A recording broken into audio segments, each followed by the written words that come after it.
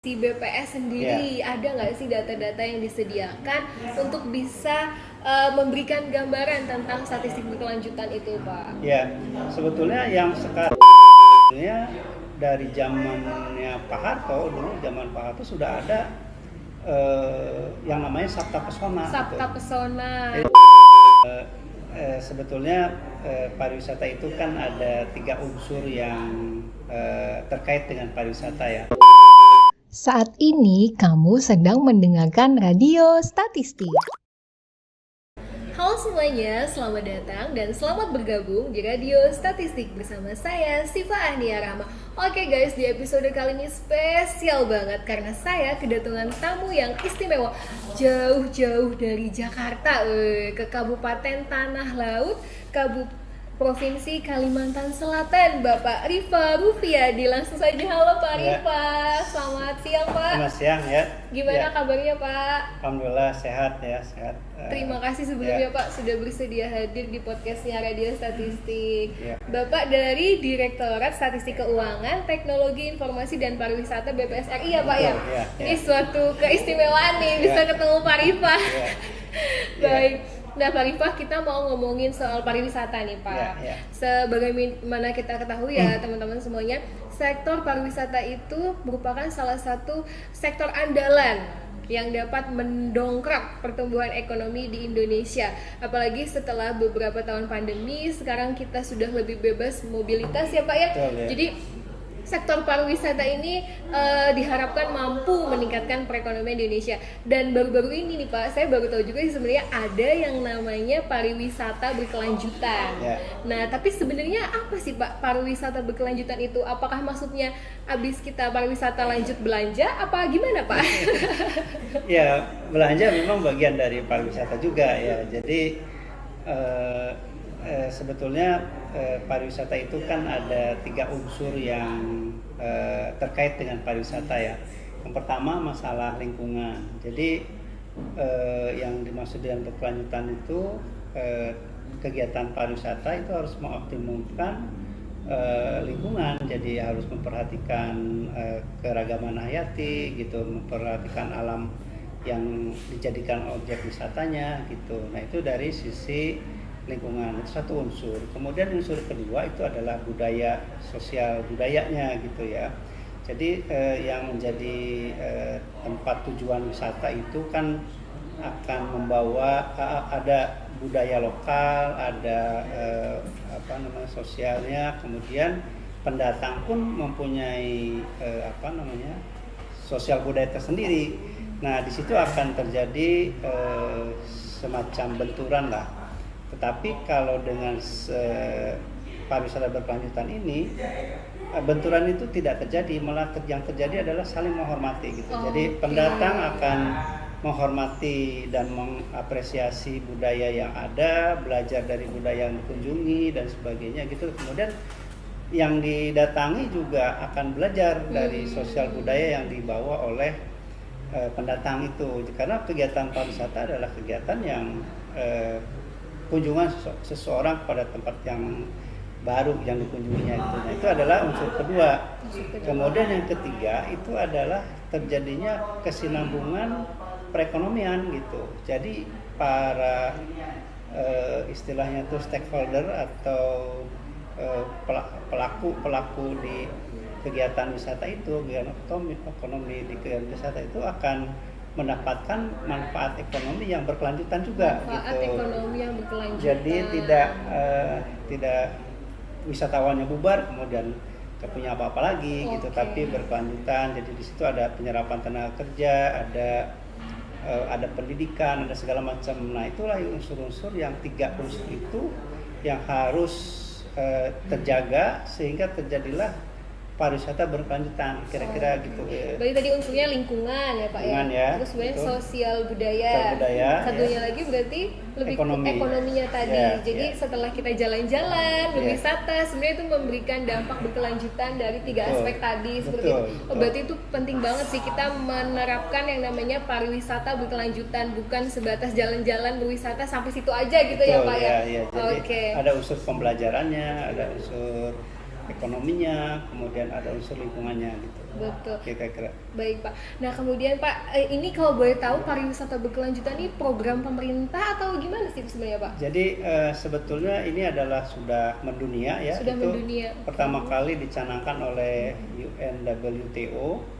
Itu adalah lembaganya PBB yang menangani masalah pariwisata. Itu dicanangkan pertama kali itu 2017. 2017. Yaitu jadi program Sustainable Tourism itu di 2017. Jadi mendunia. Ini dunia sekarang merujuk ke situ. Berarti bukan Indonesia aja ya? Bukan Indonesia aja gitu. Namun di Indonesia juga sebetulnya dari zamannya Pak Harto, dulu zaman Pak Harto sudah ada yang namanya Sabta Pesona. Sabta gitu. Pesona. Jadi Sabta Pesona itu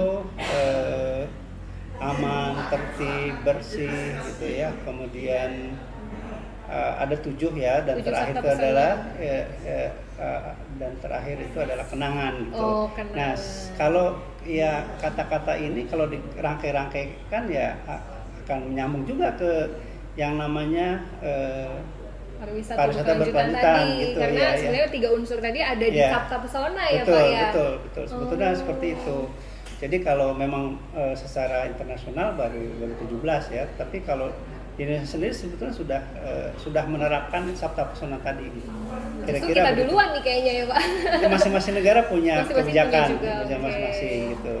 Tapi Macam-macam ya. Macam-macam. Yang di Indonesia namanya Sabta Pesona itu. namanya Sabta Nah sekarang juga masih terus digaungkan, malah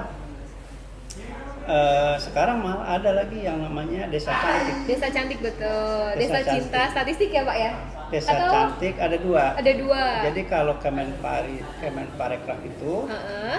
menayangkannya Desa Wisata. Desa Wisata. Desa Wisata disingkat Dewi. Dewi. Nah, sedangkan BPS menayangkan Desa Cantik. Desa Cantik. Jadi kalau Dewi Cantik itu desa wisata yang cinta statistik. Wah, luar biasa. Jadi ada namanya Dewi Cantik gitu. Jadi ini yang sedang kita garap gitu ya, sedang kita Pak. garap supaya Dewi Cantik ini bisa muncul lah gitu. Jadi ada desa wisata yang cinta statistik. Betul. Nanti Jadi pengelolaan statistiknya juga terpadu bagus ya Jadi Pak ya. dengan selama ini kan desa wisata ya mereka sudah belajar otodidak lah bagaimana mengelola datanya. Tapi kalau BPS masuk sebagai pembina juga statistiknya di desa-desa itu akan menjadi lebih terarah lagi. Betul. Gitu. Jadi data bagaimana cara mengelola data statistiknya, kemudian nanti data-data itu digunakan untuk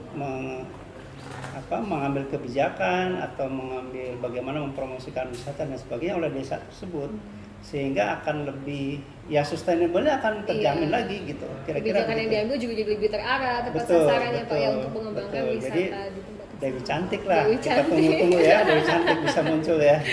Ya Baru gitu tahu ya. nih malah saya Pak, Dewi Cantik. Iya, Oke. iya. Nah baik Pak, nah kemudian Pak kalau dari sisi BPS sendiri ada nggak sih data-data yang disediakan untuk bisa memberikan gambaran tentang statistik berkelanjutan itu Pak? Ya, sebetulnya yang sekarang dilakukan oleh BPS itu ya survei yang terkait dengan statistik pariwisata itu ada 2 sisi ya. Dari sisi wisatawannya sendiri, itu terdiri dari 3 kelompok wisatawan, yaitu wisatawan mancanegara, wisatawan Nusantara, dan wisatawan nasional. Jadi kalau wisatawan mancanegara kan udah jelas orang dari luar negeri, kemudian wisatawan Nusantara itu orang dari dalam negeri yang berwisata di dalam negeri saja. Kemudian wisatawan nasional itu orang Indonesia yang berwisata ke luar negeri. Gitu. Jadi itu dari sisi wisatawannya. Kemudian dari sisi penyedia jasa pariwisatanya, itu ada survei-survei yang dikumpulkan BPS, yaitu survei hotel, survei restoran, survei objek daya tarik wisata, kemudian juga ada survei usaha jasa pariwisata lainnya seperti usaha angkutan, usaha biro perjalanan, usaha, dan itu yang itu. Jadi data-data itu dikumpulkan rutin oleh BPS, kemudian nanti setelah digabung itu akan dimasukkan ke dalam SUT. SUT itu uh, apa namanya stable itu, supply yang stable. Nanti di situ akan terlihat peranan dari pariwisata di dalam ekonomi gitu. Jadi akan muncullah neraca satelit pariwisata, atau dulu namanya Nesparnas ya, atau nasional. Kalau di daerah itu namanya Nesparda. Kemudian kalau bahasa Inggrisnya TSA, Tourism Satellite Account ya.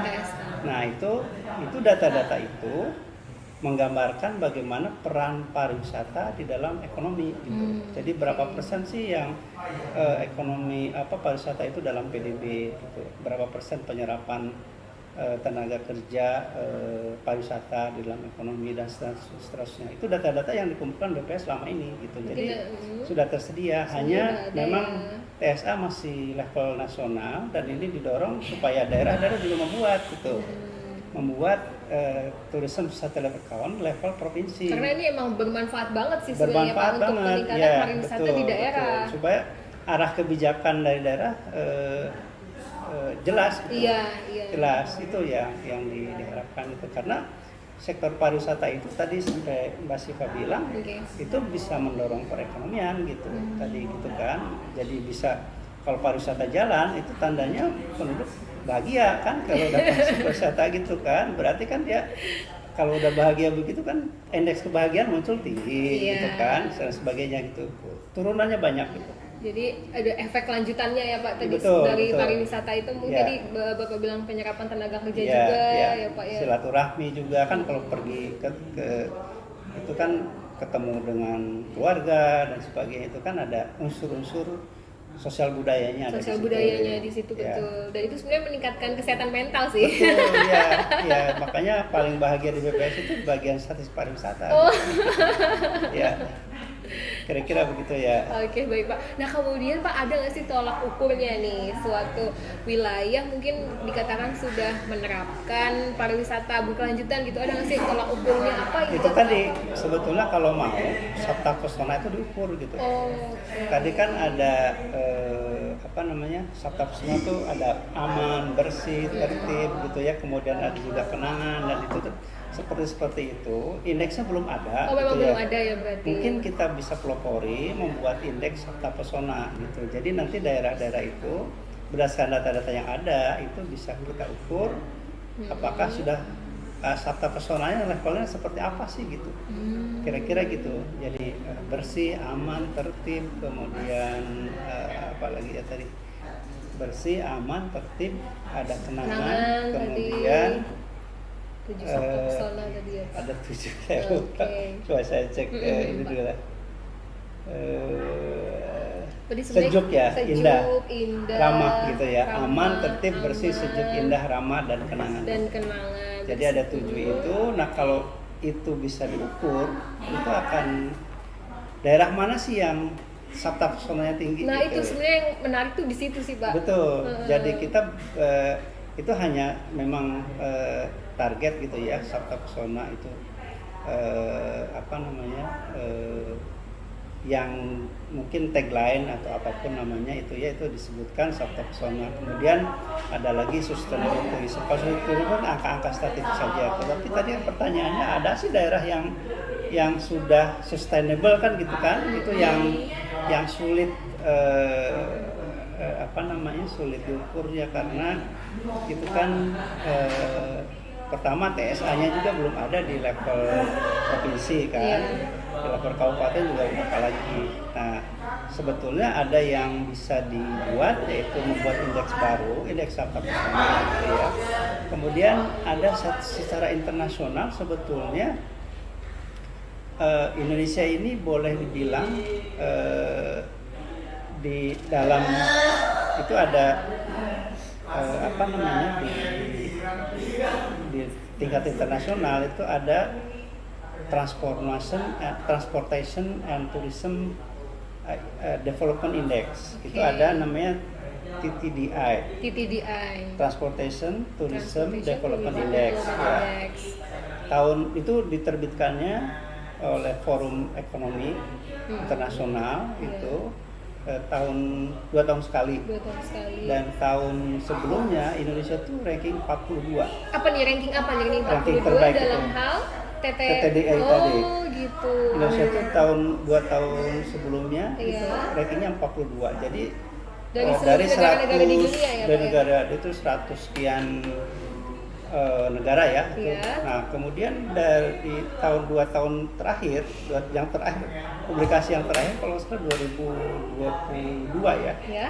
2022 itu Indonesia melonjak menjadi ranking 30. Oke. Jadi udah dari sisi internasional itu rankingnya udah tinggi gitu. Di atas Indonesia sudah negara-negara yang susah sulit dikalahkan, misalnya Singapura, Hong Kong gitu kan. Itu Malaysia, Thailand juga di bawah Indonesia Di bawah gitu. Indonesia. Jadi secara internasional sudah tinggi. Cuma tadi pertanyaannya ada nggak sih daerah? Nah, Iya. daerah ini mana? Ya mungkin kita harus membuat TTDI level provinsi. Soalnya tadi TDD itu baru di tingkat negara-negara aja ya Pak, Betul, ya nasional internasional, aja. Dan ya, sedangkan- setelah dibandingkan kita peringkat 42 itu 2 tahun yang lalu. 4 tahun yang 4 tahun yang lalu, 2 tahun yang lalu Dua peringkat lihat berapa? 30. 30. Wah, keren sih Pak. Betul Keren ya. sih, Pak. Jadi diterbitkannya tahun 2022 Iya. ya. Itu rankingnya ranking 30 Iya. gitu. Dan itu udah Udah. maksudnya udah maksimal kayak seperti Iya. itu. Jadi kalau mau naik lagi menjadi 20 segala macam itu kayak berat. Saingannya agak berat, Berat Pak, ya. Jadi yang mempertahankan itu, dan salah satu indeks yang diukur di dalam TTDI itu Tidak itu. adalah ketersediaan data. Ketersediaan data. Nah Indonesia, Indonesia. di bidang ini, di bidang ketersediaan data ini nomor 1 di dunia. Waduh, luar Nomor 1 biasa. di dunia, dan itu ya saya terima kasih ke teman-teman BPS di daerah, pengumpulan datanya bagus, itu lancar, sehingga bisa mensuplai data Iya. lebih cepat gitu. Dan itu yang Salah satu ya tingkatan mendorong juga, menjadi mendorong. dari ranking 42 42 menjadi jadi 30 karena Ya. adanya ketersediaan data yang lengkap Betul, ya Pak ya. betul ya. Itu yang kalau dari sisi apa namanya? Peringkat di dunia. Dunia. Tapi sekali lagi ini baru di level dunia aja nih, mungkin kalau kita mau bicara daerah berarti belum bisa terlihat Bisa, ya Pak ya. Daerah mana sih yang karena indeksnya belum potensinya dibuat ini tinggi nih? ya gitu, indeksnya belum ada gitu, belum ada di level provinsinya, belum ada. Jadi harus itu PR kita kalau mau buat gitu, dan mungkin kerjasama dengan pemerintah daerah, dengan siapa gitu. Udah kan pengen tahu nih mungkin di Kalimantan di mana sih tempat pariwisata yang sudah bisa dikatakan menerapkan tadi berkelanjutan tadi Ya. gitu sebenarnya kan Pak. Sebetulnya lebih jauh lagi, statistik berkelanjutan itu ada gabungannya lagi. Jadi dari TSA itu digabung dengan neraca lingkungan. Neraca lingkungan. Kalau TSA kan dari sisi ekonomi Dari juga sisi gitu ekonomi. kan. Lingkungannya kan ada. Jadi harusnya neraca lingkungan dan neraca pariwisata ini sama-sama neraca satelit gabung gitu, sehingga bisa mendapatkan sustainable tourism account tadi sistem. Jadi lebih lengkap lagi. Dari sisi ekonomi sama dari sisi lingkungannya. Betul. Nah, sisi nasional neraca lingkungan sudah ada. Iya sih udah ada. Sudah ada. Pariwisata sudah ada. Tinggal kalau memang mau daerah mana sih ya harus buat juga. Iya. PR BPS daerah nih, PR daerah ya. Ya gitu. Ya kira-kira gitu ya. Oke, baik Pak. Nah kemudian Pak, misalnya saya orang awam nih ya Pak ya. Ya. Terus kan tadi ternyata BPS ini menyuplai datanya lengkap kan Pak. Ya. Dan khususnya mungkin kita bahas di sektor pariwisata. Nah seandainya saya orang awam biasa, data-data pariwisata apa aja sih Pak yang bisa saya manfaatkan gitu loh. Dan untuk apa gitu misalnya yang bisa saya gunakan baik masyarakat atau dunia usaha gitu, pakai data BPS yang mana gitu Pak? Oke. Ya sebetulnya semua data pariwisata bisa digunakan gitu ya, tergantung kita untuk apa penggunaannya. Kalau misalnya kita pengusaha hotel misalnya, kita bisa lihat okupansi rate hotel berapa sih gitu. Itu publikasinya ada di mana tuh Pak? Ada di webnya BPS, Ada di webnya BPS. Tapi BPS provinsi juga menerbitkan juga TPK. Karena kalau sebetulnya gini, kalau pengusaha hotel itu ingin tahu berapa sih TPK tingkat penghunian kamar ya Pak ya? penghunian kamar di Hotelia, Iya. itu bisa mengisi pengisi TPK-nya online gitu. Oh, Jadi gitu. begitu dia ngisi online, ngisi sendiri itu setelah selesai ngisi hari itu juga, bukan hari itu juga, detik itu akan muncul. Jadi TPK online-nya dia dan hotel-hotel di sekitar dia itu akan ketahuan. Jadi misalnya TPK saya setelah dimasukkan datanya bulan ini atau hari ini gitu adalah 40% misalnya gitu. Nanti di situ juga akan muncul di daerah sekitarnya ternyata 50 gitu. Berarti hotel saya lebih rendah dari TPK di lingkungan gitu. Nah, dia bisa mengejot promosinya bagaimana gitu supaya bisa mencapai TPK hotel-hotel lain juga gitu. Ini data individu tidak muncul, tapi hanya saya tahu TPK saya dan TPK di lingkungan itu. Jadi nggak tahu hotel mana, tapi tapi tahu sih. Artinya di lingkungan dia ada hotel apa aja dia tahu, tapi tidak tahu hotel mana saja gitu. Jadi dengan cara mengisi online itu akan dapat informasi mengenai TPK hotel di wilayahnya gitu. Itu keuntungannya kalau mengisi online gitu, yaitu satu data hotel, atau misalnya dengan ada sekarang data wisatawan Nusantaranya itu kita menggunakan mobile phone data. Jadi HP yang pergerakan HP itu kita gunakan untuk menghitung pergerakan wisatawan. Nah, itu bisa diketahui dari kabupaten mana ke kabupaten mana pergerakan wisatawan itu. Jadi ada misalnya sekarang Kabupaten Tanah Laut, ternyata yang datang itu dari kabupaten mana provinsi Indonesia mungkin ya bisa lihat di situ. Jalan-jalan Nah, di sini. dengan berapa orang jumlah yang datang bisa ketahuan juga gitu. Jadi kalau yang datangnya sekian dari kabupaten ini berarti kan butuh tempat tidur berapa gitu, bisa dilihat. Atau gini, ini ternyata orang yang datang itu dari kabupaten mana, berarti kita bisa promosi ke kabupaten itu. Betul. Jadi ini nginepnya di hotel ini gitu. Jadi arah promosi hotel juga udah jelas kemana gitu. Iya, karena udah tahu nih ternyata yang banyak wisata di sini tuh berasal dari daerah mana gitu ya Pak. Atau juga yang belum ada datang ke sini, berarti ke daerah itu harus kita promosiin lagi supaya mereka mau datang ke Tanah Laut. Ya gitu. Apa yang dipromosikan ya kita harus punya tadi objek data dari wisata tadi, data-data itu dipakai untuk mempromosikan Tanah Laut ini. Objek data wisata berarti bukan cuma hotel ya Pak? Bukan, ya tadi tempat-tempat wisata tadi yang sudah ada itu, BPS juga ada datanya gitu. Ya itu jadi dikembangkan lah, dijual lah itu gitu. Kira-kira begitu yang kalau umumnya banyak sekali semua data-data yang ada di pariwisata bisa dipakai untuk kebijakan, untuk keperluan sendiri gitu. Atau kita juga bisa, kalau kita punya usaha makan minum misalnya, makanan minuman, kita juga bisa promosikan ke orang mana. Ternyata yang datang adalah orang kabupaten mana dan suka makan apa gitu, kita siapkan makanan ini. Kira-kira gitu banyak yang bisa untuk mahasiswa juga jelas, untuk penelitian. Untuk penelitian. Untuk pemerintah daerah, untuk kebijakan nanti arahnya kemana betul. sendiri ya Pak ya. Semua data yang dikumpulkan BPS bermanfaat. Dan pasti nanti dipublikasikan kembali lagi untuk masyarakat sebenarnya ya Pak ya. Untuk kesejahteraan masyarakat juga tentunya. Nah, jadi seperti itu guys. Jadi nanti kalau misalnya petugas BPS datang minta data mungkin tentang hotel, rumah makan atau tempat wisata, mohon diterima kedatangannya. Karena ternyata data-data yang dihasilkan BPS ini banyak banget dan nanti manfaatnya juga akan kembali lagi ke pemerintah daerah tentunya, ke pelaku usaha, dan kita balik lagi masyarakat akan menikmati perkembangan atau peningkatan dari pariwisata itu sendiri.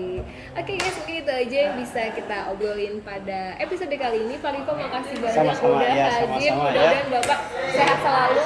Amin, sama-sama. Selamat kembali ke Jakarta bersama rekan-rekan semuanya. Jangan lupa like, komen, dan subscribe YouTube channel ini ya. Dadah!